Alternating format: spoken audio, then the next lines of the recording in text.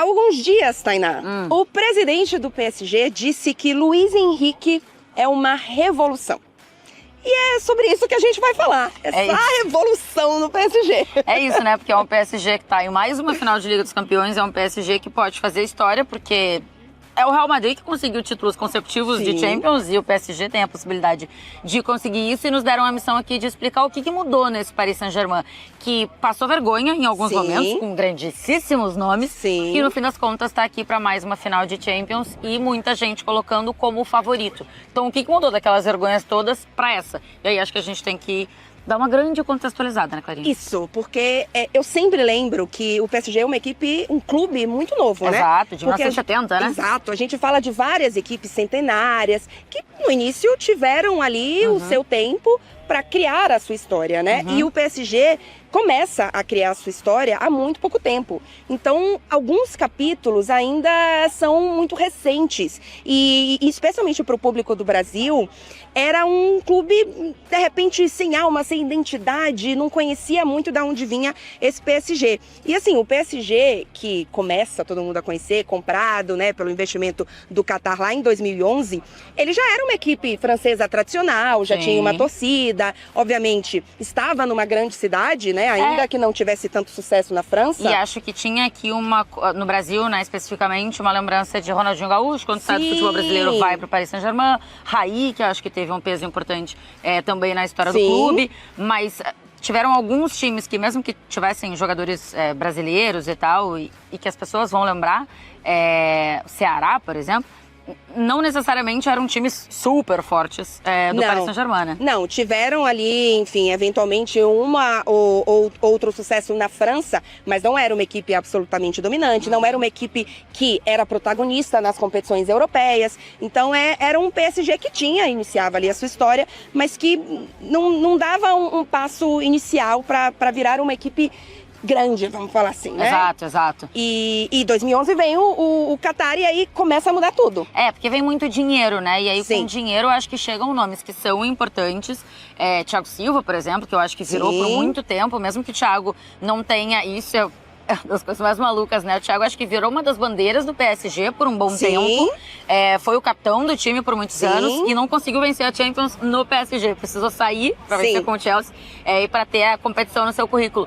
Mas vem ali caras que são muito caros e muito importantes para a construção de alguma forma do time, mas que não necessariamente ainda são as grandes estrelas que chegam depois. Exato. Neymar, Messi, Mbappé. Porque nesse momento anterior ao Neymar, Messi e Mbappé, a gente tem um PSG que quer dominar a França. Isso. E isso começa a ser feito, né? Então é o momento do Thiago Silva, do Ibrahimovic. Então é uma equipe que domina a França, mas pensa, quero dar o próximo passo. Qual que é, né? Então fica muito claro que virou a Champions. E aí a gente vai precisar falar de uma estratégia absolutamente, hoje é fácil falar, errada, de quais são as maiores estrelas, quais são os mais caros. É esse aí que a gente vai juntar aqui e ver no que dá. Mas por isso que eu acho que é interessante a gente trazer o contexto aqui, porque um clube novo que compete contra outros clubes que já têm uma história e que já erraram muito para passar a acertar, esse clube eu acho que ele quer encurtar espaço, né? Ele quer encurtar o tempo e diminuir a possibilidade de erro. E o natural, no geral, eu acho que é pensar, se eu contratar os melhores, eu diminuo a possibilidade de errar, chego um pouco mais perto, quem sabe, dos clubes grandes que estão aí o tempo inteiro vencendo e tal, e tenho mais possibilidade de vencer a Liga dos Campeões. Só que eu acho que faz muito sentido esse pensamento em algum lugar, só que esse pensamento precisa vir acompanhado de uma organização, de um entendimento do coletivo da parada. Exato. E que acho que ficou claro em alguns momentos da história do PSG que isso não aconteceu. Por exemplo, quando eles não sabiam o regulamento da competição. E você viu isso dentro do jogo. Então, assim, não adianta você ter muito dinheiro, contratar os pica, se você não entender o regulamento da competição. Eu costumo dizer que o projeto do PSG, na época das grandes estrelas, para ganhar a Champions, era um projeto de uma página. Que tinha escrito, ganhar a Champions. Como? Não sabemos. Se virem no campo. Exatamente. Então não tinha uma profundidade. Era um projeto de uma página com uma frase. Então não deu certo. Obviamente, existe uma questão em campo, dos fracassos em campo. Mas eu acho que o que mais mexeu, além, obviamente, de você não ter os títulos, né? E aí estamos falando de Liga dos Campeões, é que o clube começou a perceber que os torcedores não se reconheciam mais naquele time. Então, assim, era um time que era campeão francês e era vaiado. Porque os torcedores não se reconheciam, não se identificavam com aqueles jogadores. Eu até achei que ia ter uma virada de chave nesse sentido quando o Barcelona vai para a final da Champions de 2020, daquela Champions ali da época da pandemia e tal, porque lembra que O PSG. O que eu falei? Barcelona. Ih, que Aí eu achei que você fosse falar da remontada. Não. De 2020. Porque ali teve uma conexão, de alguma forma, eu acho, com os torcedores do PSG, naquele jogo contra o Dortmund que tem. E aí depois vai pra final, e aí acho que existiu ali uma ligação, de alguma forma. Porque, obviamente, quando o time vai avançando, e aquele time foi pra final da Champions, isso acontece um pouco, uma identificação e tal. Eu lembro do Marquinhos comemorando muito com os torcedores. Do Neymar indo pra comemorar muito com os torcedores e tal. Só que eu acho que passado aquilo ali, vieram derrotas que foram bem doloridas, assim, importantes e com falhas de nomes desses grandes que foram contratados também, né? Sim, a gente tem um PSG que, assim, é muito louco, e eu escutei muito do torcedor do PSG, pensando no Messi, que o Messi tinha usado o PSG para se preparar para a Copa do Mundo. Estamos falando, na minha opinião, o melhor jogador que eu já vi jogar, eu não fico em cima do muro entre Messi e Cristiano Ronaldo, eu vou no Messi no quesito futebol, então, enfim, é a minha opinião, mas assim, o torcedor estava ali, beleza, com top 2 melhores jogadores do mundo, né, do futebol moderno, e eles falavam, esse cara tá me usando. E era muito louco você ter esse jogador e não conseguir se conectar. E a sensação do torcedor era essa. Era uma equipe que estava ali porque tem dinheiro, porque foi contratada para ser estrela, porque tem regalias.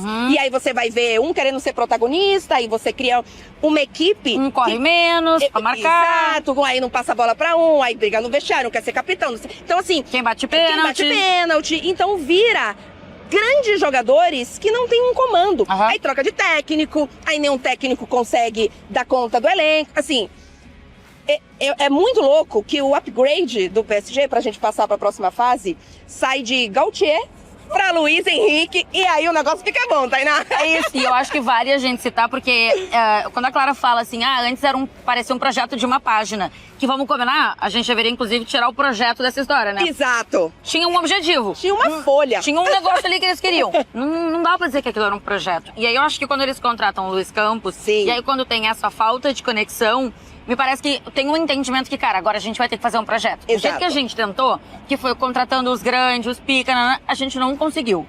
Vamos tentar pelo caminho mais tradicional, que é errando, acertando, na tentativa e erro, que é o jeito mesmo, e fazendo um projeto, uma ideia, que passou muito por ter mais identificação com o torcedor. Então, isso, cada clube tem a sua cultura, cada povo tem a sua cultura. O povo francês é um povo muito do seu povo, né? Do seu país, assim, de valorizar muito os seus. Então, acho que ter mais franceses foi um dos pontos desse projeto. E ter contratado o Luiz Campos, que é quem, me parece, tem o... É ele quem monta, porque, na verdade, ele traz o Luiz Henrique, né? Exato, então, o pensamento dele com o Luiz Henrique falou isso algumas vezes. Eu vim porque eu e o Luiz Campos entendemos que a gente queria a mesma coisa. Exato. Então, aí começa esse aí eu acho que a gente fala de projeto mesmo, né? Sim, aí a gente começa a falar de projeto. Você contrata um cara que pensa num projeto, e aí que tem um técnico que também pensa num projeto. Sim. E foi ali o momento, a gente tem uma série do Luiz Henrique que é muito legal na HBO Max, que mostra muitos detalhes, e ele é completamente pirado da cabeça. Mas mostra muitos detalhes, inclusive da saída do Mbappé e do que ele fala, dos posicionamentos, que tá muito claro, e pros dois, me parece. Porque o Luiz Campos também fala nesse documentário da saída do Mbappé e do que perder as grandes estrelas poderia representar, porque se de um lado tinha perder as grandes estrelas, de outro tinha trazer a representatividade, trazer o torcedor pro seu lado também. E, obviamente, ter muitos jovens no time, né? Sim. A primeira coletiva do Luiz Henrique no PSG, ele é muito questionado sobre... Você veio para ganhar a Liga dos Campeões? Seu objetivo é a Liga dos Campeões? Ele fez. Meu objetivo, a primeira coisa... O que eu preciso fazer aqui é montar uma equipe. É isso. E aí, os títulos vão ser... Quero ganhar tudo. Mas eu só vou ganhar tudo se eu primeiro montar uma equipe. E aí ele monta essa equipe, que assim, primeiro, não é barato. Botar a carroça na frente dos bois, né? Exato. Vamos falar o português. E a gente fala de estrela, essa equipe do PSG não é barata, tá? Não. Kvaratskhelia, João Neves, enfim... Eu sou apaixonada pelo esse é o PSG low profile, mal ou menos. Não. Na comparação com antes até é, Exato. mas não é, né? Não é barato, assim, esses jogadores custaram 70, 50, 60 milhões, não são jogadores baratos. Mas são jogadores, e aí você usou a palavra jovem, que a gente escuta muito, é que assim, são jogadores que podem se tornar estrelas no PSG. Sim, então são jogadores que estão construindo essa carreira para ser estrela junto com o PSG. Então, por exemplo, a gente pensa no João Neves, ele chegou no PSG com 19 anos.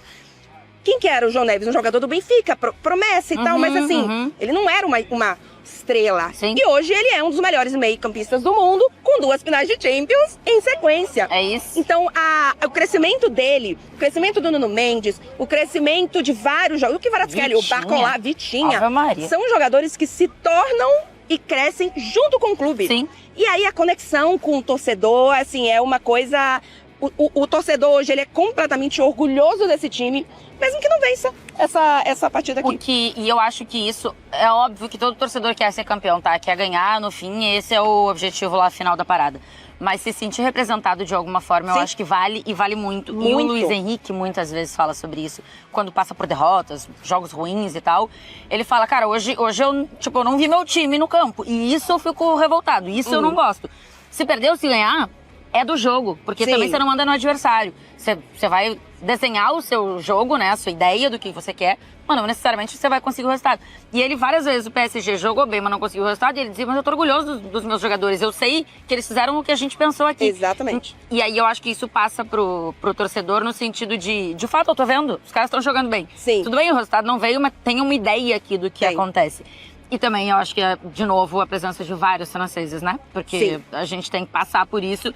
E da juventude, quando a gente fala de um projeto, eu acho que eles serem jovens também fala sobre este projeto. Sim. Não foi um time montado pra ganhar no primeiro ano. Não. Se imaginava que esse PSG levaria Não era pra ter vencido ano passado, Não. temporada passada.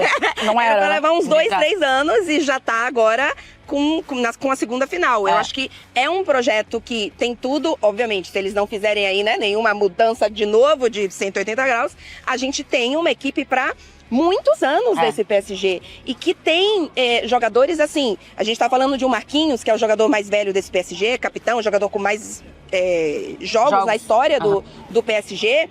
O Marquinhos tem 32 anos. E ele é o mais velho dessa equipe. Mas assim, a gente começa a ver outros jogadores pegando essa liderança. É uma equipe que tem, assim, muito potencial ainda e já está na sua segunda final de Champions consecutiva. Quando a gente compara com o das grandes estrelas ali de Neymar, Mbappé, Messi, Sérgio Ramos, era uma média de 28, quase 29 anos. Agora baixa para 24 anos, por aí. Exato, entre 24 e 25, então você vê descer a média. E aí eu acho que isso tem a ver com duas coisas. Com uma ser um projeto para mais tempo. E duas... Não contrata aleatório, Exatamente. né? Peraí, vamos catar as estrelas por aqui. Exato. Cada um com perfil, cada um querendo uma coisa diferente. E eu acho que a outra coisa é a intensidade, porque é isso. Você contrata um técnico que te pede intensidade. Se colocar um monte, com todo respeito à galera que já passou dos 30, inclusive estamos nesse pouco. Exato. Mas é natural que tenha ali alguma... Jogadores que se adequam a isso. Alguma perda de intensidade aqui e ali e tal. Sim. Então, eu acho que isso...